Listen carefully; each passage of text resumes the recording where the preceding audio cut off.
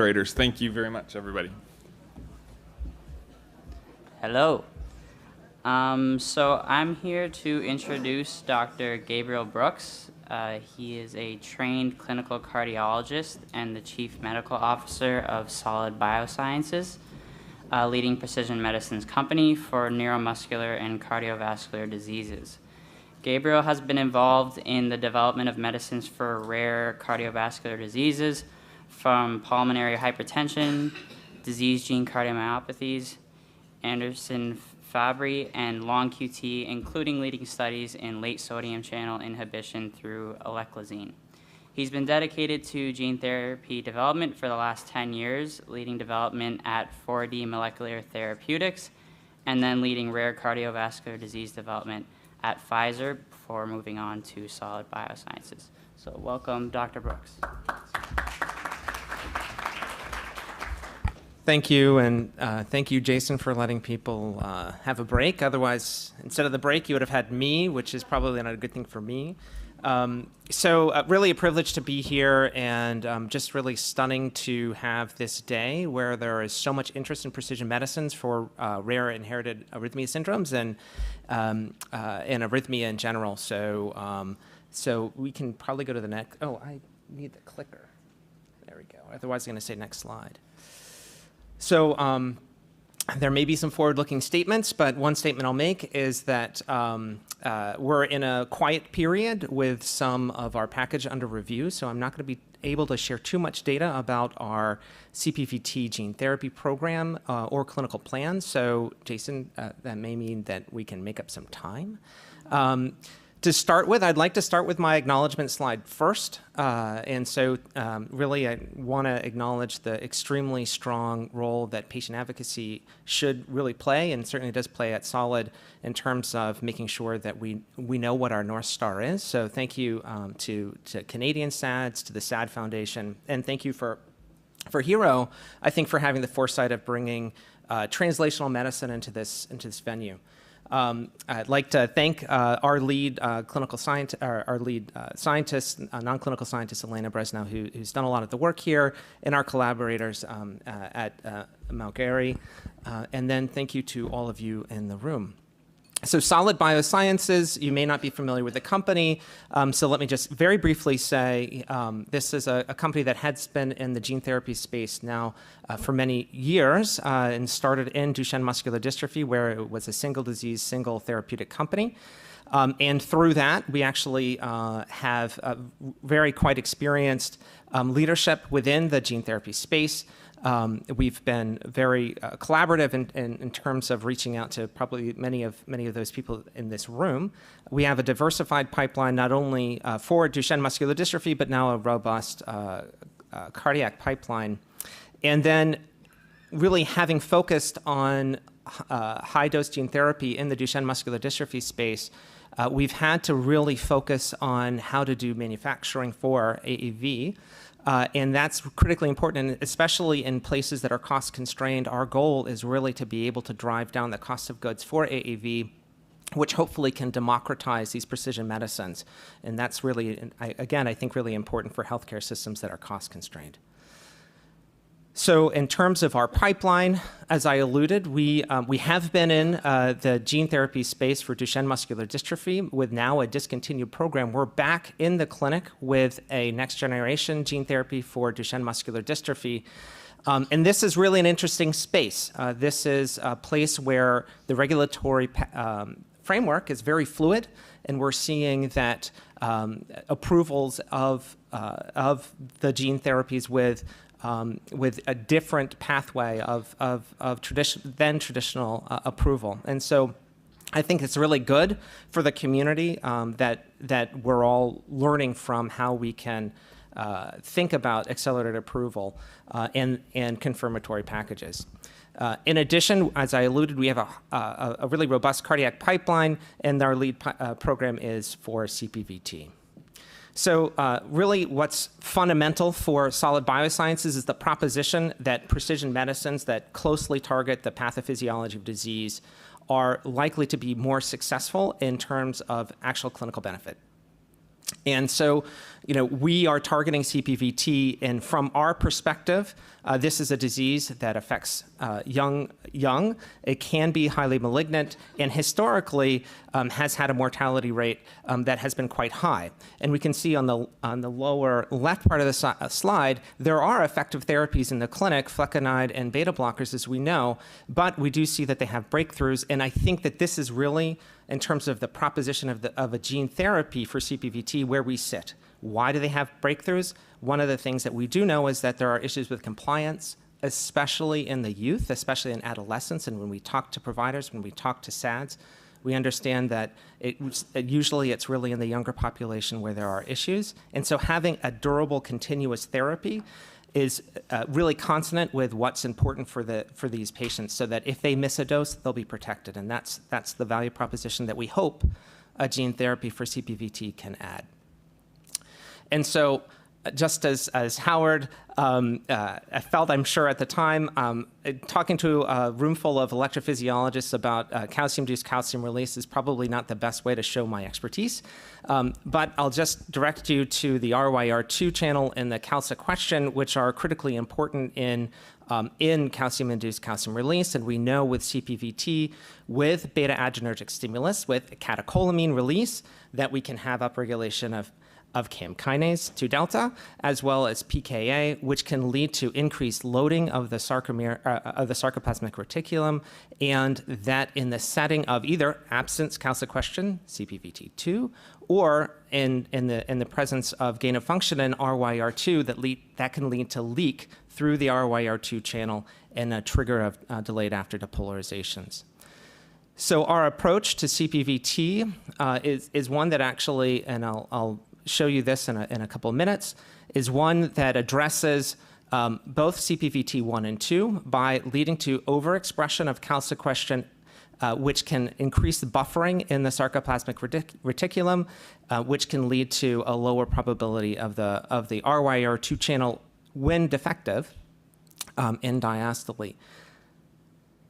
So our approach is to use, again, a calsequestrin transgene in the setting of a muscle-specific promoter to lead to calsequestrin in the heart, and using a cardiac tropic vector. And in terms of our drug, which is called SGT-501, what is it that we see with this drug? So on the left-hand side of the slide, I'm just proving to you that we can actually express calsequestrin when there's no calsequestrin. When we do express calsequestrin in the setting of a calsequestrin null mouse, so a CPVT2 mouse, we can abolish the sustained VT even at very low levels of transduction, meaning we don't have to hit every single cardiomyocyte, even down to less than 33% of the cardiomyocytes. We can get an abolition of sustained VT, as well as effect NSVT and PVCs. So then, again, we actually can show that even down to very low doses, and here I'm not going to disclose what these actual doses are at this time, but I look forward to in the future. We can, in now an RYR2 knock-in mutant mouse, show complete abolition of the bidirectional VT across a dose range and 12-week-old animals. And then actually looking in the CPVT2 mouse, the knockout mouse, we can show that over time we can dramatically suppress the sustained VT, which is the manifestation of disease in that particular mouse model. And then in the lower right-hand box, you can see that actually when we look at transduction, we don't have to have complete transduction of the heart. We actually, if we have 40% of the heart or so cardiomyocytes transduced, we actually see this pretty profound pharmacodynamic effect, which is promising to us, and that's why we're really excited about the development. In terms of SGT-501, we have chosen to take a capsid that is cardiac tropic, as well as, or as much so as some of the other cardiac tropic vectors. You might not be capsid biologist. AAV9 is kind of a workhorse capsid that's being used in many programs, and we know is cardiac tropic. RH74, it's RH because it was discovered in a monkey, also fairly cardiac tropic, and our vector is likewise cardiac tropic, except we're using a vector where we believe that the safety profile is superior. In terms of expression, we can see that we can lead to high expression of the particular transgene here, CASQ2, as high as other cardiac vectors. And then with this promoter, we have selectivity so that we demonstrate cardiac expression of CASQ2 in the heart, whereas we don't see it in the other muscles. So what is our clinical development strategy? Again, I'm not going to be walking you through the protocol at this time because we do have some dossier under review. But what we believe is that there's a general treatment paradigm for CPVT, which does vary by site and geography. But in general, what we aim to first start studying are patients that are high risk, those that are on beta blockers and flecainide who, similar to the approach discussed before, still have an evidence on exercise stress test of arrhythmia. But ultimately, we believe that if we can be successful in demonstrating protection, that we can then move into more of a preventative model where even we can start titrating patients off of their beta blockers and flecainide if they find those medicines onerous. And then how are we going to test the efficacy? So exercise stress test does, as a provocative measure of arrhythmia through the ventricular arrhythmia score, is certainly very attractive, as well as ambulatory monitoring for both safety and efficacy. And so then the next steps, so we are really pleased to share with you that this program is moving rapidly to an IND, which we anticipate opening early next year. We've already discussed with the agencies, the FDA, it's in discussion right now, the pre-IND, which I've alluded to a couple times now. And then we have the appropriate orphan drug designation both in the EU and the FDA. And we are having robust discussions with those regulatory agencies. And thank you.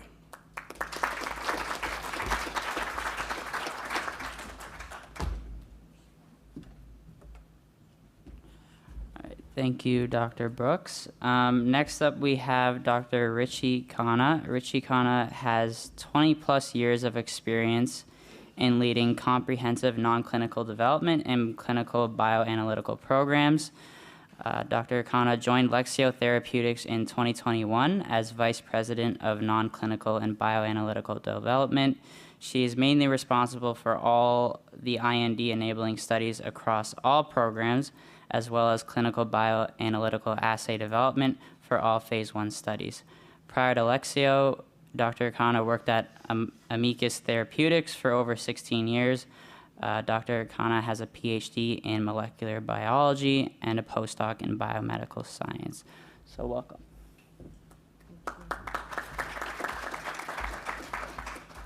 Thank you very much for the nice introduction. Good afternoon, everyone. It has been really exciting for me because this is my first opportunity to attend this Hero Symposium. And I'm very excited to show what we have done in Lexeo. I'm someone, as you can make out from the introduction, I wear a non-clinical hat as well as clinical hat, which makes it even more passionate for me to work into what I do. So to start with, these are my disclosures. These are my disclosures and disclaimers.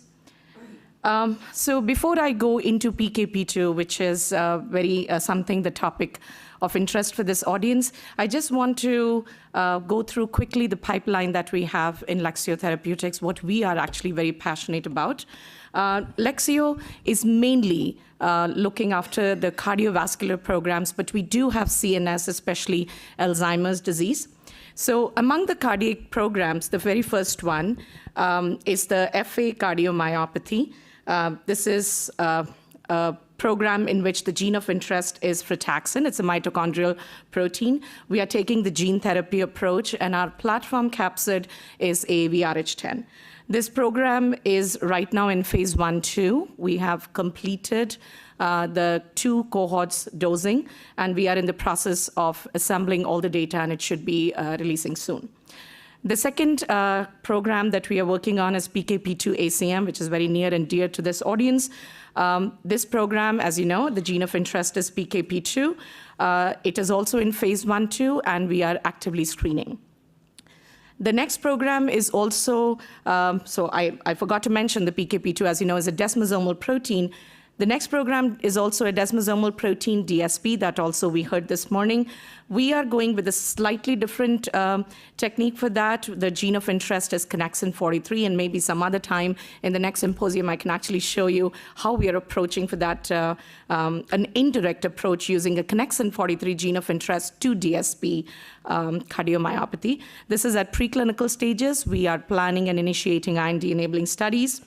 Last but not the least is the HCM using troponin I3. This is at preclinical stage. We are into candidate selection. And among Alzheimer's, just very quick, we are actually focused on ApoE4 homozygous patients. This is ApoE lipoprotein, which predisposes the patients to early dementia and Alzheimer's. This is actually one program which was very much advanced at Lexeo. We have completed the dosing, and we are in the process of assembling the data. There are also some second and third generation, which is a modification for the first one, but those are all at preclinical stages. So with all this pipeline, especially like focused on the cardiovascular, the one that I'm going to focus in details is the PKP2 ACM.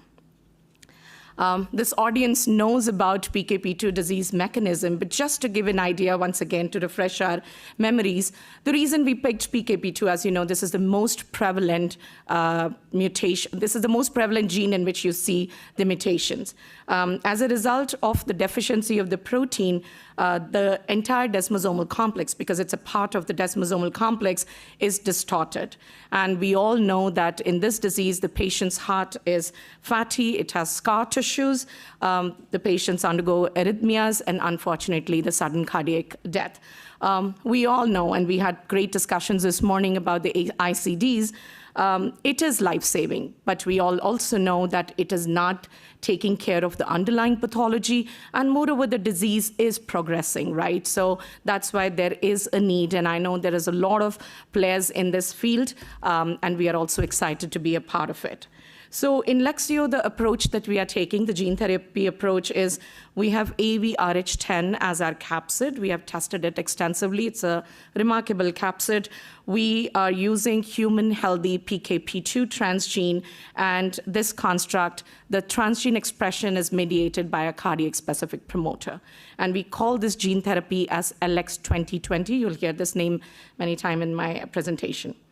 So the mechanism by which we think our gene therapy is working is with LX2020 administration, we are able to put the healthy gene, which restores the healthy protein, as a result of which, if you can see in the desmosomal complex, this is the bottom part that I'm talking about, there is a scaffolding of the entire desmosomal complex. And we believe because of that, there is improvement in cardiac morphology, structure, and cardiac function. So I'm actually going to show you the preclinical efficacy and safety studies, which I'm mainly responsible for before I enter into the clinical stage. So as you all know, that for any drug development, it is extremely important to have a very good mouse model. And Lexeo was very fortunate to actually collaborate with Dr. Farah Sheikh from UCSD, who has developed a novel PKP2 mouse model, which we were amazed to see that actually recapitulates all the hallmarks of PKP2 ACM disease in the patients. So this is a knock-in mouse model using CRISPR-Cas9 genome editing approach, and they had introduced the most common RNA splice site mutation into the PKP2 gene. As a result of this mutation, the homozygous mice that they obtained are extremely sick. As you can see, the red line is for the homozygous mice. They have a median half-life of about 11 weeks. But as soon as 4 weeks, you actually do see that these mice have sudden cardiac death. They die. The heterozygous mice is also having some phenotype, but not as dramatic as the homozygous.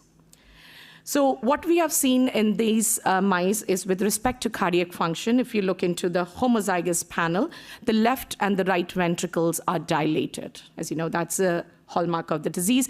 And when we look into the function, the ejection fraction, this is the right panel, the red bars are the bars representing the mutant mice, the ejection fraction is significantly reduced. The ESV and EDV, which is the end systolic volume and end diastolic volume, are significantly increased. And if you look into the bottom panel, which is the electrical deficits, we see that the heart rate and PR interval is okay, but the QRS interval is widened. And with that widening, that is like the indicator of ventricular depolarization, which we all know is kind of a primer for arrhythmias. So the arrhythmias that you see in the patients are naturally seen in these mice. We don't have to introduce any kind of stress to get the arrhythmias. These mice, even as early as day 2, have arrhythmias, which was good for us so that we can follow the treatment. As you know, this is a desmosomal gene. With the PKP2 levels being down, the entire desmosomal complex, DSP, DSG2, CHOP, not per se NCAD when we tested, this is 4-week-old mice, but as the mice grows, some of those which are alive, they're extremely sick, even for NCAD, and connexin 43 levels are dramatically reduced.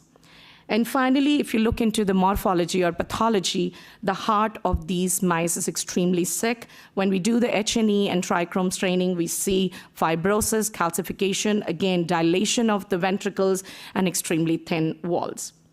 So with a great model like this, it became easy for us to actually test our investigational drug, which is LX2020. We gave it to the mice. We had wild type, untreated, vehicle control, and we had 3 different dose levels, low, mid, and high. We chose to actually treat 3-week-old mice, which were already very advanced in their disease stage, which was good for us because we wanted to know whether we can rescue or potentially reverse. And we went up to 12 weeks to look into the treatment. So the first experiment was, of course, the PKP2 expression. And as you can see here, the green bar is the low dose, which was 6E12. It didn't do much. But the blue and the red were 2E13 and 6E13 respectively. And there was great increase in the expression over wild type, which was about 4-fold and 10-fold respectively in these mice. We were also able to see the blue and the red, which is, again, the mid and the high dose, the 2E13 and 6E13 respectively. It could reduce the preventricular contractions. We saw more mice with regular, normal rhythms as compared to the mice with the preventricular contractions. And though I didn't show over here, we did see reduction in the QRS interval. We did extensively MRI in these mice. That was one of the biggest things that we all know it's quite complicated, but we were able to do this, and we could see that there was a dose-dependent reduction in the EDV and ESV, both in the left and right ventricle, dose-dependent significant reduction. And with respect to ejection fraction also, we saw that it was going into the right direction. That is, the ejection fraction was increasing. So the bottom line for this was that with the increase in the expression, we saw the associated efficacy of improvement of the cardiac function. Moving along, as I mentioned, with the deficits that you see in the desmosome, we also found that with the PKP2 increase in the levels, we were able to increase the levels of money of the desmosomal and even gap junction markers that we saw were reduced in these mice. We also, of course, regardless to say, the survival was significantly improved. It was 100% both in high dose and mid dose. There were 2 mice that died very early on in high dose, and that was due to an injection error, but rest of the mice all survived, and we know the survival was very good at these doses. And finally, looking into the histological defects that we saw, if you look at the wild-type animals compared to the vehicles, they're extremely sick heart, but with LX2020, we could see a dose-dependent improvement. And some of the mice in the high dose, 6E13, actually looked indistinguishable from the wild type, which suggests that there may be a potential of reversal, at least in these preclinical studies. We then moved on to the safety, as obviously FDA wants to see both the efficacy and safety. And basically, we focused on to the 2 doses that I told you were very effective to make sure that they are safe in monkey studies. We went for 12 weeks. We did a lot of assays during this 12-week duration. There was no abnormality. Fortunately, this investigational drug in mice was extremely safe, and we were able to establish no EL. We looked into biodistribution and expression in heart. I'm just showing ventricles, but we looked into many different organs, and it was amazing. So I'm going to skip this because this is just a recapitulation of what I have shown, that we were able to improve all the hallmarks of the ACM that we saw in these mice. And that cleared our IND, and we started the first in-human studies, which is called as Heroic PKP2. This is a 1-year-old, 52-week-old. It's an open-label study. It's going to be followed for 5 years. We, of course, are doing systemic IV administration. We are giving patients prophylactically the corticosteroid sirolimus as well as prednisolone. The key inclusion criteria is pretty similar, pretty easy. Anybody with 18 to 65 years of age can enroll the study as long as they have confirmed ACM, confirmed PKP2 genotype, they have ICD, as you know, it's important, and also minimal 500 or greater arrhythmia so that we can actually follow up. The 2 dose cohorts are the ones that we actually saw in our preclinical studies, very effective. That's what we are doing. Primary endpoint is safety, but we are doing a lot of other endpoints, arrhythmias, ECGs, echoes, MRI, cardiac biomarkers. We are also doing biopsies so we can look into expression and some of the things that I showed you in preclinical studies and the PRO. So my final slides, if you have any questions, we do have this site. We do have the information on the clinicaltrials.gov for patients, for caregivers, for medical affairs. If there are any questions, you can send us an email at lexioclinicaltrial.com site.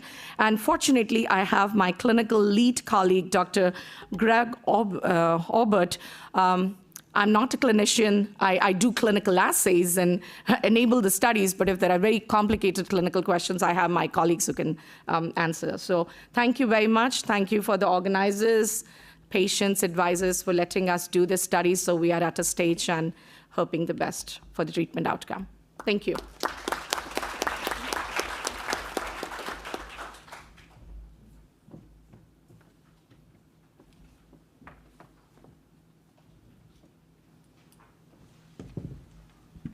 Jason, how much time do we have? -5? 5 to 10. Like this high. 10 seconds of questions, 4-second answers. That was wonderful. Just while people are thinking of their questions, I just want to acknowledge the incredible pioneering spirit. I'm struck. I'm impressed that Hero has come to such a translational place in a relatively short time. But many of our industry partners who have been in this field for quite a long time, I'm not going to try and age them, but they're up here and they say, well, I've been doing this for 15 years and 20 years and that. So just acknowledge that incredible vision that they had with these one molecule. I suppose it's like a marriage. You commit to one molecule and you just go with it, and then you just hope you've made a good choice. So the floor is open to questions. While people are coming up, let me ask you both just more of a philosophical question. Top 3 barriers to patient recruitment in each of your pathways ahead. You go ahead. Again, maybe I think this is the best question for Greg. You want to address? So while he's getting a mic, Yeah. So I think having been in the gene therapy space for some time for cardiovascular disease, I think that the poor penetration of genetic testing, even when by guidelines, I will not get on my soapbox, I promise. But I think that's a huge barrier. So patient identification when we're targeting specific disease gene cardiomyopathies, or inherited arrhythmia syndromes, I think that's critically important. For AAV gene therapy, there's 2 huge barriers which we're all really working on. One is dosing patients that have natural immunity. That's really tough. That's kind of like going to the moon. The next one is redosing. We really hope that we're going to be able to make a meaningful, durable impact on patients with that one dose. But especially if, in the Duchenne space, and we know that there's muscle turnover, not so much in the heart, if there's a prospect for if there's a prospect that you would need redosing right now, if natural immunity is like going to the moon, that's like going to Mars. And so there's a heck of a lot that we're learning about that, and that's incredibly important to understand. So those are two. I don't know if I have a third one. Think about it. Yeah, no, that was a great answer. Yeah, I don't know if I have much more. I agree. Thanks. Question from Dr. Khanna. So let's go big picture and talk about 10 or 20 years from now. So, genetic testing, I always make a joke and say genetic testing is cheaper than talking to the triage nurse because it's pretty accessible, right? So genetic information will be easy to get, and then the potential to fix something will be feasible. So how do you see development as we go through heel pricks at birth, school age clinical or genetic screening, access to curative strategies like we would do now for patients who have symptomatic WPW, for example, something like that. What does the future hold beyond the due diligence and process and safety efficacy language of right now as we're sort of emerging in phase 0-1? What do families have to look forward to? We've got some family members here who want to know whether their kids or grandkids will get fixed even though they may be too old to have it happen.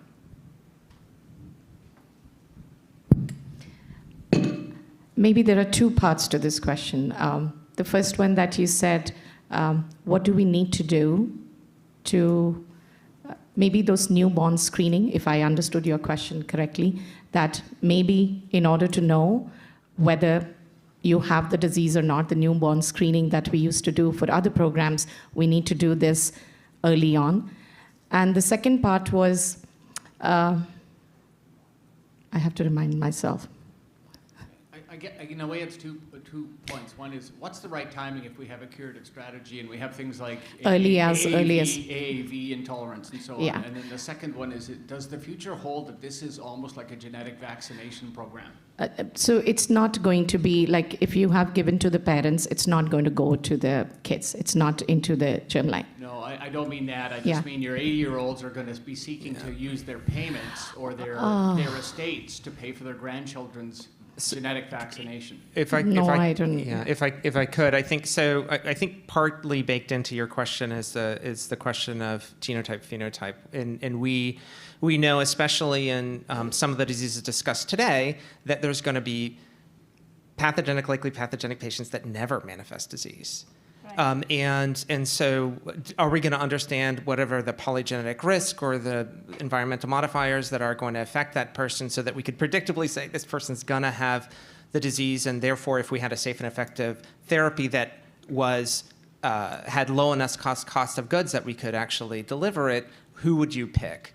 I think that's huge. Getting there today, I don't think we're there. I think we're going to be compelled, I think, to start in patients that have manifest disease. And we've talked about not even just manifest disease, that they're going to have disease that has enough pathology that the value proposition, the risk benefit is worth it for an experimental genetic therapy today. So as I think, we hope that we can show that these therapies are safe, effective, we'll be able to dial that down and get into a less sick patient population. And then ultimately, if we were to do it as a preventative therapy, we would really have to understand exactly who's going to manifest disease. I mean, that's the logic that I have. I don't know if it addresses your question, but I think it addresses maybe the idea that you were elaborating.